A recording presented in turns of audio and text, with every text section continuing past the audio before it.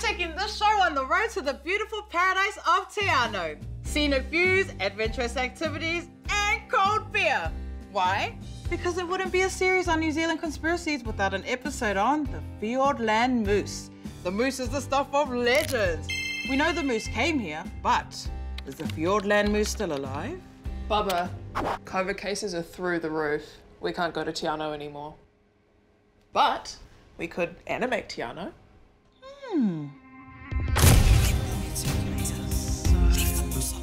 majestic. I want to meet the creatures that look like they're from Narnia.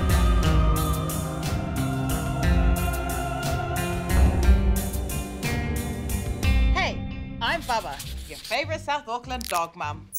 And I'm investigating the mystery moose in Southland. Why?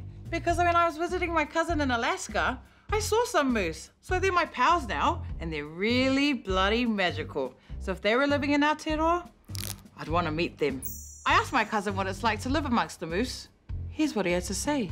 They just live in their best life. They pop up wherever they want. They cross the streets. They'll do you damage, bro. Now let's get stuck in and find these moose. Mice. What's the plural? Fiorldland is New Zealand's largest national park, spanning from Southland to Canterbury on the west coast of the South Island. In the early 1900s, a number of American moose were released into the Fiordland bush for recreational hunting. And although authorities say that the moose went extinct decades ago, there's still talk that they're out there. And when I say talk, I mean talk. Fiordland's main access point is the beautiful lake town of Te Anau. The locals there are really interested in the story. So in the middle of the town, they have a restaurant called The Moose. And moose hunting is listed as an activity on the Milford Sound tourism website. Although I couldn't meet the locals in person, I've been reading some comments online. I need to hear more about this evidence, and Ken Tustin, the biologist, is the absolute authority. He's been working since the 70s to confirm the existence of moose in Fiordland, and he's got some pretty interesting findings. I can't go, so we're sending Digi Bubbah. Just choosing to fit that one. We couldn't go to Te Anau, so we've got the next best thing. Hey Ken, how's it going? Hi Bubbah, nice to meet you. I've just got a few questions for you. The last confirmed photo of a moose was in the 50s. Can you tell us what's happened since then? In the 1950s, there was a few well-publicised hunts, and that left us with photographs, dead and alive. Then they dropped out of sight and off the radar, really, until about 1971, when a rumour circulated around Te Anau here that a meat hunter had shot one. That resulted in a request from the Parks Board to undertake a survey, and a year later, 1972, I was the one that ran the survey. Wow. We concluded, after 11 weeks in the scrub, that there was indeed a tiny population of moose hanging on by just a thread. And what evidence do you have that proves that moose are out there? One of the most striking bits of evidence we found in 1972 was a cast antler. But the most powerful evidence we have of moose is really their distinctive browsing sign. You know, they leave hoof prints and they leave droppings and they leave bedding places. What do you think's so special about moose being in Fiordland? Their history is one that's been always full of secrecy, either to protect the animal or they kept it secret because they thought if they'd shot one, they'd committed some sort of offence. And last but not least, what is the plural of moose? We've got one moose, we've got 20 moose. Wouldn't that be nice? 20 moose would be nice, and Fiordland seems so mysterious. Let's recap the facts. In 1910, moose were transported from Canada to New Zealand and released into the Fiordland bush as introduced game for recreational hunting. In 1952, the last confirmed photo of a moose was taken and they were thought to have gone extinct.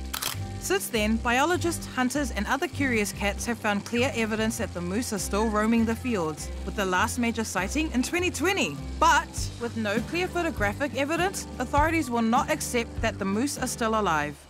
What were some of the browsing signs that Ken talked about? Ooh, that's a mean spot. You know, they leave hoof prints and they leave droppings and they leave bedding places. The most distinctive feeding sign moose leave is the way they reach, grasp, break and strip by dragging the branch through its mouth. And then Ken found an antler. I don't think you can get any better than that. I hit up my cousin Lyndon again, the one that lives in Alaska, to tell me more about the majestic moose. Here's what he had to say. They abide by their own golden rule, and that golden rule is don't f with me and I won't f with you. Ain't no petting these motherfuckers. These motherfuckers is huge. They are so magical.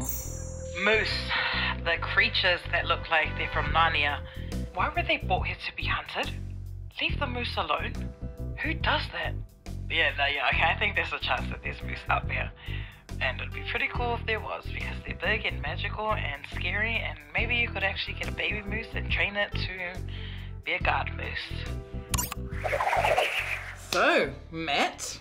Sorry, I'm gonna put these away. Do you want to introduce yourself and tell us what you do? Yeah, so I teach at a School of Psychology at Massey University, and I do research on misinformation and conspiracy theories. How does a conspiracy bring a community together or help connect individuals? Yeah, so something we found in psychology is that people can form a sense of community or solidarity with one another from a really quite minimal basis. So there's even some experiments suggesting that if we put people into groups purely on a random basis, they will start to like people in their own group better than people in other groups. So a shared sense of belief in a particular mystery or conspiracy theory can be enough. Are there any dangers to conspiracies bringing people together? Yeah, there can be. So if we form a community with other people who have the same belief about us in relation to one topic, often we can start to develop the same set of beliefs about other topics too.